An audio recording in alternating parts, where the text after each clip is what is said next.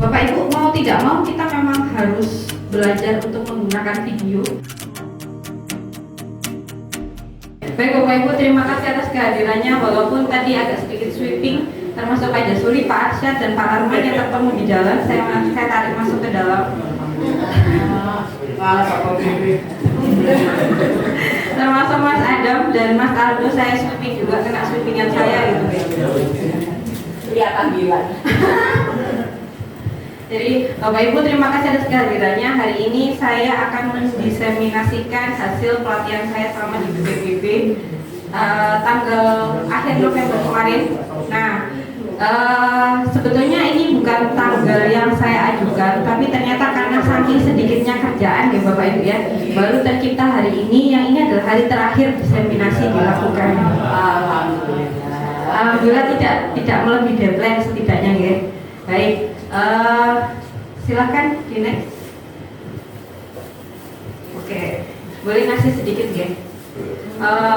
Jadi ini adalah saya, bahwa moto saya adalah perbaikan diri yang dilakukan siswa juga harusnya selaras dengan perbaikan diri pada guru. Seperti itu. Oke, nah ketika ditanya mengapa harus pembelajaran menggunakan pembelajaran audio video, mungkin sebetulnya yang lebih berkafaah di sini bukan saya, tapi Arsyad sebagai guru PSPT, tapi nggak apa-apa lah Pak Arsyad ya. Baik, mengapa harus pembelajaran menggunakan audio video? Karena memang di next dulu, karena ternyata ada pergeseran zaman yang semakin lama semakin jauh, jadinya ada gap antara guru dan siswa. Jadi gurunya itu tampak semakin tua, sedangkan bagi kita anak-anak itu semakin tampak kekanak-kanakan. Jadi yang anak-anak itu melihat kita tuh, ibu-ibu itu tua banget sih, atau istilahnya apa ya, ketinggalan zaman banget sih gitu. Kadang ada beberapa postingan di Instagram, ya gini nih kalau ibu-ibu pegang Instagram kayak gitu ya. Karena memang akhirnya kita mau tidak mau mengakui ada gap antara tua dan kekanak-kanakan. Kita melihat anak-anak joget-joget, ini ngapain sih joget-joget gitu, gak ada gunanya gitu. Ternyata mereka dapat uang ibu-ibu. Nah, jadi ada gap seperti itu. Nah, tugas kita didilah anakmu sesuai dengan zamannya, karena mereka hidup bukan di zaman kamu. Jadi kita harus menyadari salah satu alasan kenapa kita harus membuat pembelajaran itu baru adalah kita berada di fase yang berbeda dengan anak-anak kita. Kita tidak lagi ada di fase yang sama, yang pola pikir kita sama kayak pola pikirnya anak-anak. Seperti itu. Bedaan dulu dan sekarang, kalau dulu itu siswa nabung buat beli buku gitu. Kita dulu itu kalau mau beli buku itu kayak semangat banget gitu beli buku. Lalu kalau kita butuh referensi itu perpustakaan jadi rumah kedua untuk belajar. Nah, tapi sekarang enggak. Anak-anak itu lebih suka lihat TV. Dulu agak-agak dulu ya. Anak-anak suka lihat TV, suka nonton YouTube. Agak baru lagi, anak-anak kalau nanya itu nanya ke siapa? Mbak Google. Tapi ternyata sekarang geser lagi Bapak Ibu. Anak-anak nggak suka tanya ke Google, tanyanya sukanya ke YouTube. Jadi misal ya, rumus matematika dari rumus matematikanya volume kubus adalah gitu ya. Kalau kita kan nyarinya di Google ya, nyata anak-anak itu nyarinya itu di YouTube. Ya di situ ada rumusnya, ada cara ngitungnya kayak gitu. Nah ternyata sudah bergeser sejauh itu tanpa kita sadari. Next lagi. Nah saat ini berarti kita harus merefleksikan diri bahwa kita aja sebagai emak-emak dan bapak-bapak kalau mau lagi nunggu sesuatu, killing time bahasa kita ya, membunuh waktu itu kan bisa scroll Instagram, scroll TikTok gitu ya. Jadi kadang-kadang kalau hening ruang guru terus tiba-tiba ada kedengaran suara lagu-lagu, berarti ada yang nyalain TikTok nih, nah kayak gitu. Ternyata banyak di antara kita yang memang menggunakan video sebagai salah satu media membunuh waktu. Jadi kalau ada orang nunggu jam ngajar selesai gitu ya, scroll TikTok kayak gitu. Ternyata memang seperti itu. Nah, lalu apa kata pemerintah Dirjen PTK tentang pembelajaran berbasis audio video ini? Ternyata profil masa depan pendidikan adalah satu, pembelajaran diarahkan oleh siswa sendiri, self-direct learning. Jadi ternyata kita memang tidak diajarkan Bapak Ibu untuk ngisi di depan, nulis materi gitu enggak. Ternyata dari Kemendikbud sendiri itu mengarahkan bagaimana cara kita tidak sebagai pengajar saja, tapi sebagai fasilitator, sehingga pembelajaran itu self-directed. Yang kedua, pembelajaran dengan multi sumber belajar atau multi source. Jadi bagaimana siswa itu tidak hanya mengambil satu sumber saja sebagai sumber, misalnya buku itu dijadikan patokan aja, enggak, tapi dia harus bagaimana caranya dia membandingkan antara media satu dengan media yang lain. Nah, lalu bagaimana dengan kita? Satu, mulai berpikir dua arah. Jadi kita tidak hanya berpikir bagaimana cara guru memandang siswa, tapi bagaimana cara siswa menangkap pola pikir yang diinginkan oleh guru. Yang kedua, kita harus mulai bergeser. Lalu yang ketiga, mulai dari hal yang kecil. Bapak Ibu, boleh banget tuh posting-posting di media sosial, istilahnya bagaimana cara kita komunikasi ke siswa, cara kita ngobrol dengan siswa. Lalu yang keempat, terus berefleksi ketika kita mau membuat media pembelajaran audio video, apa yang harus kita lakukan? Yang pertama, kita kan dulu ada ATM gitu ya. Amati, tiru, modifikasi. Sekarang kita tambahkan, kembangkan. Nah, kriteria memilih media pembelajaran yang pertama, sesuaikan dengan tujuan pembelajaran yang diharapkan. Jadi kita harus tahu kita mau ngajar apa dulu. Dari ngajar itu kita cari media yang sesuai, lalu praktis, luas, dan bertahan lama. Bapak Ibu, kenapa kita harus menggunakan media video, audio video?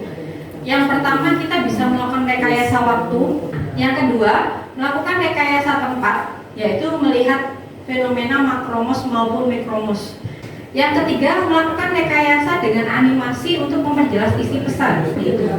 Nah, yang keempat, melakukan rekayasa konvensi, rekayasa kenyataan. Ibu-ibu, kita boleh membayangkan di belakang ada kamera, di situ kita mulai shooting. Shooting adalah merubah naskah ke bentuk gambar, suara, atau yang kita sebut dengan kegiatan produksi. Nah, shoot-shoot yang dikumpulkan itu nanti ketika digabung akan menjadi scene. Jadi shoot, setelah shoot nanti kita gabung jadi scene. Satu film yang utuh itu adalah sequence. Oke. Nah, ini Bapak Ibu, ketika saya ngasih materi kayak ini, Bapak Ibu nggak usah berpikir terlalu jauh dan terlalu dalam.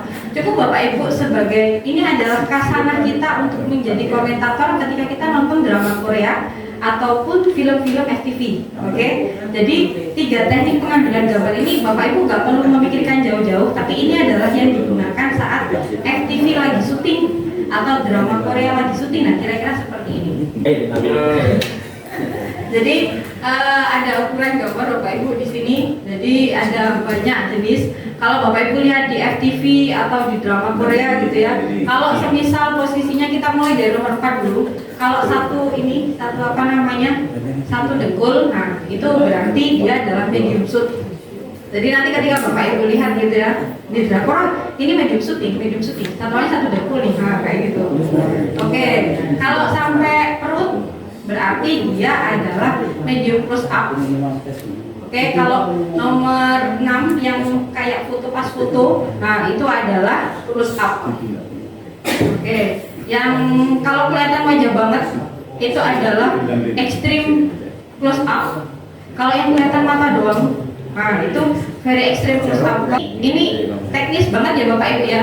Jadi kalau semisal posisi ada 2 orang lagi ngobrol, habis itu di video, ternyata kameranya itu hanya boleh di 3 titik ini, tidak boleh melewati garis imajiner yang itu. Kalau melewati, kenapa? Melewati itu akhirnya bisa bias, yang kanan jadi kiri, yang kiri jadi kanan, kayak gitu. Jadi ini ilmu aja, nanti kalau suatu saat Bapak Ibu ikut grup penggerak, terutama yang muda-muda,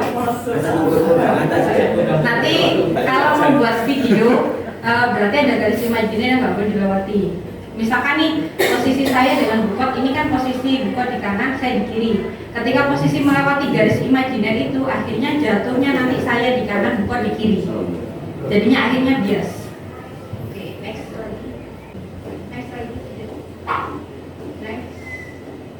Nah, seperti ini Bapak Ibu.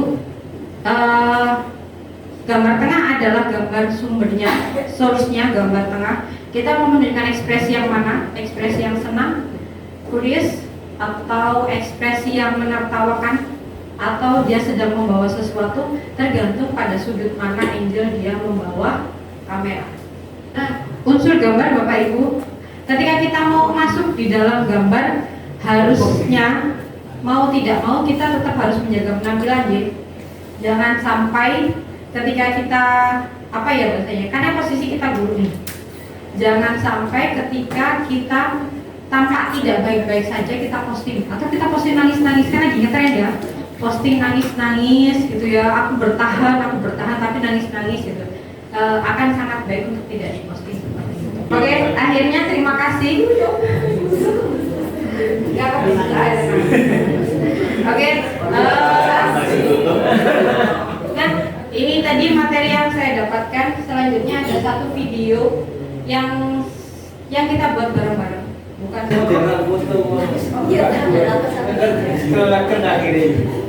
Nah, ini adalah video yang saya buat ketika kemarin ada di BPGB.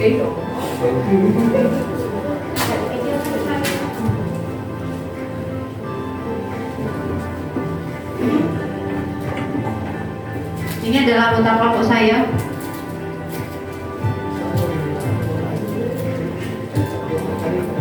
Saya sudah mencari banyak angel supaya saya terlihat kurus, tapi tetap tidak bisa berbeda.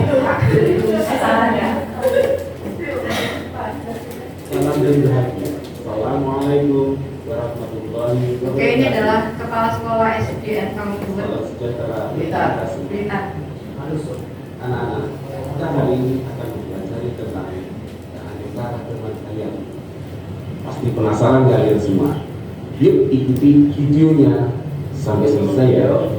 Keanekaragaman hayati atau biodiversitas. Oke, saya sudah mencoba suara saya seperti Butata, tapi Di tidak sini kita seringkali mengatakan itu sebagai variasi dan variabilitas dalam kehidupan bumi, atau bahasa gampangnya itu semacam perbedaan dalam setiap jenis makhluk hidup di muka bumi. Keragaman ini punya beberapa ukuran, di antaranya yang pertama ada genetik, yang kedua ada spesies. Ini adalah brokoli Bapak Ibu. Saya sangat menahan diri untuk nggak ramai. Mulai belajar tentang keragaman di sini kita Ada durian juga, perbedaan. tapi masih kecil, alhamdulillah, jadi aman.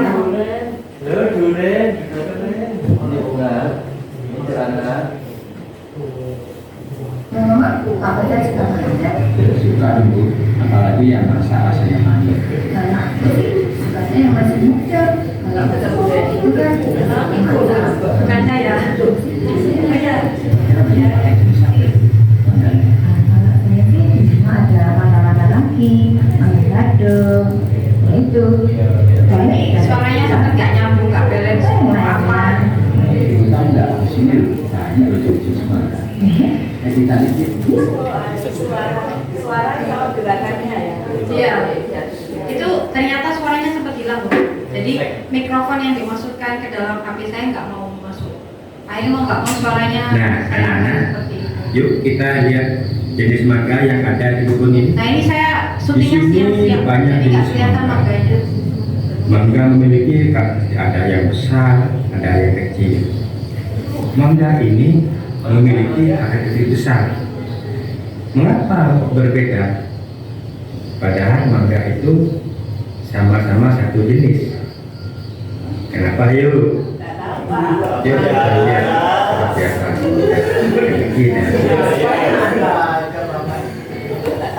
Nah, siapa nih di sini yang masih berpikir bahwa mangga hanya memiliki satu bentuk saja? Kita lihat di sini ada beberapa jenis mangga. Ada jenis mangga yang kecil, ada yang berbentuk lonjong, ada yang berbentuk bulat. Di sini ada jenis mangga yang berukuran sedang juga, ada juga berbentuk lonjong dan berukuran besar. Di sini merupakan salah satu contoh keanekaragaman hayati. Nggak jadi dipetik Bapak Ibu, soalnya di kamera. Nah, Kamera off baru dipetik. kita beralih dari buah ke daun. Menurut kalian apa yang Biar kelihatan bahwa keanekaragaman genetika daun di sekitar kita? Ayo coba tebak apa itu. Jika kita melihat tanaman di sekitar kita, mungkin kita akan melihat dengan tanaman yang berwarna-warni atau yang sering kita sebut dengan tanaman ini. Tanaman ini kalau kita amati punya beragam bentuk loh. Kalau ini panjang. Kalau di sebelah sana muter-muter seperti itu. Jadi suaranya nggak masuk sama sekali, jadi saya paksa masuk. Kita sudah melihat tuh bagaimana tingkat keanekaragaman hayati untuk tingkat gen, mulai dari buah mangga maupun daun kuring. Sekarang apakah tidak ada nih variasi bunga? Ada tidak ya? Coba kita lihat di sekitar Ada kita kebun ya. anggrek juga Bapak Ibu, Benar tapi saya sekali. tidak boleh dibeli. Bunga anggrek. Bunga anggrek memiliki banyak karakter warna, bentuk, ragam, dan ikan-ikannya masing-masing. Nah, ini juga merupakan salah satu keanekaragaman hayati loh. Nah, bagaimana nih materi hari ini? Seru kan? Kalian bisa mengamati keanekaragaman di sekitar kalian. Dia bisa amati keanekaragaman di sekitar kalian. Sampai jumpa di pertemuan berikutnya.